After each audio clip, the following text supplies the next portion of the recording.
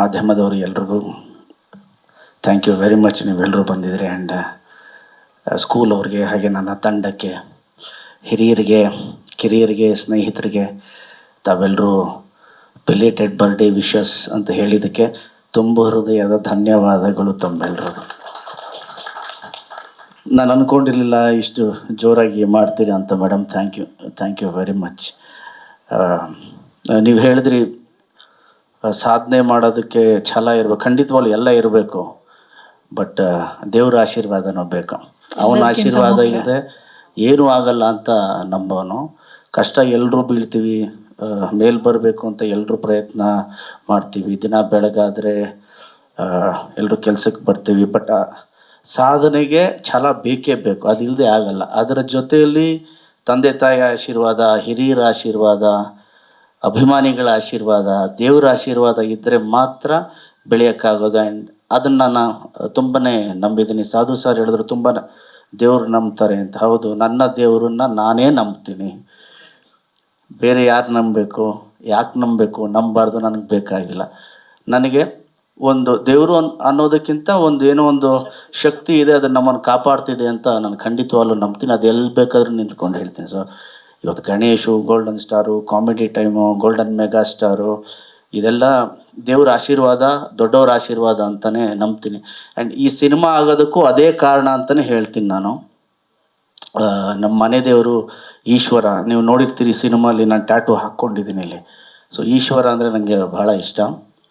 So ಈ picture ಆಗಬೇಕಾದ್ರೆ ನಾವೆಲ್ಲ ಕೂತ್ಕೊಂಡು ಮಾತಾಡ್ತಿದ್ವಿ. ಆ್ಯಂಡ್ ನಮ್ಮ ಮಕ್ಕಳು ಕಾರ್ತಿಕೇಯ ಟು ಕೃಷ್ಣನ್ ಪಿಕ್ಚರ್ ಬಂದಾಗ ಪದೇ ಪದೇ ನೋಡ್ತಾಯಿದ್ರು. ಪಾಪ ಇದನ್ನ ನೋಡಿ ಪಾಪ ಚೆನ್ನಾಗಿದೆ ದೆನ್ ಡಿಸ್ಕಷನ್ ಆದಾಗ, ಸೊ ಯಾಕೆ ನಾವು ಕೂಡ ಮಾಡಬಾರ್ದು ಅಂತ ಡಿಸ್ಕಷನಲ್ಲಿ ಬಂತು. And the way production house ಅವರು, ವಿಶ್ವ ಅವರು, ನಮ್ಮ ಧನು ಅವರು ಆ್ಯಂಡ್ ವಿಜಯ ಮ್ಯಾಮ್ ಇವರೆಲ್ಲ ತೊಗೊಂಡು ಹೋಗಿದ್ದ ರೀತಿ ಎಲ್ಲ, ಥ್ಯಾಂಕ್ ಯು ವೆರಿ ಮಚ್ ನಿಮಗೆ. ಬಿಕಾಸ್ ನಾನು ಅಂದ್ಕೊಂಡಿರಲಿಲ್ಲ ಈ ಲಾರ್ಜ್ ಸ್ಕೇಲಲ್ಲಿ ನಾನು ಮಾಡಿಬಿಡ್ತೀನಿ, ಇವರೆಲ್ಲ ಸೇರಿಕೊಂಡು ಲಾರ್ಜ್ ಸ್ಕೇಲಲ್ಲಿ ಹೀಗೆ ಮಾಡಿಬಿಡ್ತಾರೆ ಅಂತ. ನಾನು ನಿಜ ಹೇಳ್ತಾ ಇದ್ದೀನಿ. ಈ ಸ್ಕ್ರಿಪ್ಟ್ ಹೇಳಿದಾಗ ನಾನು ಕೇಳಿದೆ, ಧನು ಬಜೆಟು ಅಷ್ಟೆಲ್ಲ ಹಾಕಬೇಡಿ, ನೋಡಿ ನಮ್ಮ ಪಾಪ ಪೀಪಲ್ಸ್ ಮೀಡಿಯಾ ಅವರು ಬರ್ತಿದ್ದಾರೆ, ಒಂದಿಷ್ಟು ಬಜೆಟಲ್ಲಿ ಮಾಡೋಣ, ಬಂದವ್ರಿಗೂ ಖುಷಿಯಾಗಬೇಕು, ಏನೋ ನಮ್ಮ ಕನ್ನಡ ಪಿಕ್ಚರ್ ಮಾಡ್ತಿದ್ದಾರೆ, ಅವರು ಖುಷಿಯಾಗಿ ಹೋಗಬೇಕು ಅಂತ. ನಾನು ಮೇಡಮ್ ಅವ್ರನ್ನೂ ಕರೆದೆ, ವಿಶ್ವಾಸ ಸರ್ ನೀವು ಹೇಳ್ತಿರೋ ಬಜೆಟ್ ಇದೆಯಲ್ಲ ಅದು ತುಂಬ ಇದೆ ಅಂತ. ಅದಕ್ಕೆ ಮೇಡಮ್ ಅವ್ರು ಒಂದು ಹೇಳಿದ್ರು ನನಗೆ, ನಮ್ಮ ಮನೇಲಿ ಕೂತಿದ್ವಿ, ಸರ್ ನಿಮ್ಮ ಮುಂಗಾರು ಮಳೆ ಎಷ್ಟು ಮಾಡಿದೆ ಸರ್ ಅವತ್ತು 2006 ಈಗ 2024 ಇದ್ದೀವಿ ಸರ್, ನಾವು ಮಾಡೋಣ ಸರ್, ದೇವ್ರ ಆಶೀರ್ವಾದ ಇದ್ದರೆ ಖಂಡಿತವಾಗ್ಲೂ we are not bothered about budget, ನಾವು ಚೆನ್ನಾಗಿ ತೋರ್ಸೋಣ ಸರ್, ನೀವೇನು ಅಂದ್ಕೊಂಡಿದ್ರೆ ಅದನ್ನು ತೋರ್ಸೋಣ ಅಂತ. ಅದೇ ಥರ ಮಾಡಿದ್ದಾರೆ ಸಿನಿಮಾ ಕೂಡ. ಪ್ರತಿ ಸ್ಕೆಡ್ಯೂಲ್ ಆಗಿದ ತಕ್ಷಣ ನೆಕ್ಸ್ಟ್ ಸ್ಕೆಡ್ಯೂಲ್ ಇವ್ರು ಬರೋರಲ್ಲ, ನನಗೆ ಭಯ, ಏನು ತರ್ತಾರೋ ಹೊಸದೀಗ ಅಂತ. ಕ್ಲೈಮ್ಯಾಕ್ಸ್ ತಂದರು. I will be very frank with you, ಓವರಾಗಿ ಏನು ಹೇಳಲ್ಲ ನಾನು ಹರಿ. ಆ ಕ್ಲೈಮ್ಯಾಕ್ಸ್ ಅವ್ರು ಹೇಳಿದ ರೀತಿ ಇದೆಯಲ್ಲ, ನನಗೆ ಹೇಗಿದ್ದನ್ನು ಕ್ಯಾಪ್ಚರ್ ಮಾಡ್ತಾರೆ ಈ ಕ್ಲೈಮ್ಯಾಕ್ಸ್ನ ಅಂತ ತಲೆಯಲ್ಲಿ. ಹೇಗೆ ಕ್ಯಾಪ್ಚರ್ ಮಾಡ್ಬೋದು ಈ ಕ್ಲೈಮ್ಯಾಕ್ಸ್ನ ಇವರು?